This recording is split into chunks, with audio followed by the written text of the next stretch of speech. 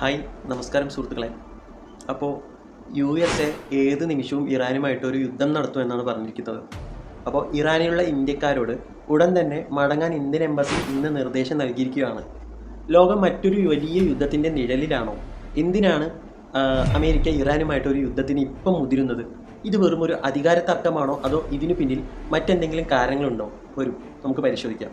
പ്രധാനമായിട്ട് 3 കാരണങ്ങളാണ് ഈ സംഘർഷത്തിന് ഇപ്പോൾ ഉള്ളത്. ഒന്നാമത്തേന്ന് വെച്ചാൽ അണുവായുധ നിയന്ത്രണം. ഇറാൻ അണുവായുധങ്ങൾ നിർമ്മിക്കുന്നത് തടയുക എന്നതാണ് അമേരിക്കയുടെ പ്രധാന ലക്ഷ്യം. ഇത് മേഖലയിലെ സുരക്ഷയെ ബാധിക്കുമെന്ന് അമേരിക്ക ഭയപ്പെടുന്നു. രണ്ടാമത്തേത് എന്തെന്ന് വെച്ചാൽ മേഖലയിലെ സ്വാധീനം.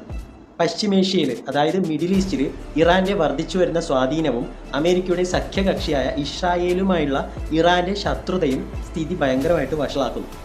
മൂന്നാമത്തെ കാരണം എന്താണെന്ന് വെച്ചാൽ എണ്ണ വിപണിയിലെ അധികാരം. ലോകത്തിലെ എണ്ണ വ്യാപാര പാതകളിൽ മേധാവിത്വം ഉറപ്പിക്കുക എന്ന തന്ത്രപരമായ ലക്ഷ്യവും അമേരിക്കയ്ക്ക് ഇതിന് പിന്നിലുണ്ട്. ഇനി ഇങ്ങനൊരു യുദ്ധം സപ്പോസ് പെട്ടെന്ന് ഉണ്ടായാൽ അത് ലോകത്തിലെയും നമ്മളെയും എങ്ങനെയൊക്കെ ബാധിക്കുമെന്ന് നമുക്ക് നോക്കാം. ആദ്യത്തെ പ്രഹരം നമ്മുടെ പോക്കറ്റിനായിരിക്കും. അതായത് ലോകത്തിലെ ക്രൂഡ് ഓയിൽ വിതരണത്തിൻ്റെ 5/1 കടന്നു പോകുന്നത് ഇറാൻ തീരത്തെ ഹോർമുസ് കടലിടുക്ക് വഴിയാണ്. യുദ്ധമുണ്ടായാൽ ഈ പാത തടസ്സപ്പെടും.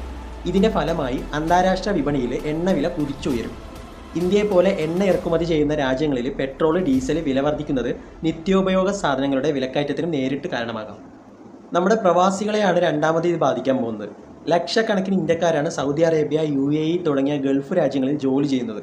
ഈ ഒരു മേഖലയിൽ ഉണ്ടാകുന്ന ഏതൊരു ചെറിയ അസ്വസ്ഥതയും അവരുടെ സുരക്ഷയെയും ജോലിയെയും ബാധിക്കും. യുദ്ധം പടർന്നാൽ പ്രവാസികൾ നാട്ടിലേക്ക് മടങ്ങേണ്ടി വരുന്നത് കേരളം പോലുള്ള സംസ്ഥാനങ്ങളുടെ സമ്പദ് വ്യവസ്ഥയെ തളർത്തും. പ്രവാസികൾ നാട്ടിലേക്ക് അയക്കുന്ന പണം കുറയുന്നതോടു കൂടിയിട്ട് നമ്മുടെ GDPയെയും അത് ബാധിച്ചേക്കാം. അതുകൊണ്ടാണ് ഇന്ത്യൻ എംബസി ഇപ്പോൾ തന്നെ മുൻകരുതലുകൾ എടുക്കുന്നത്.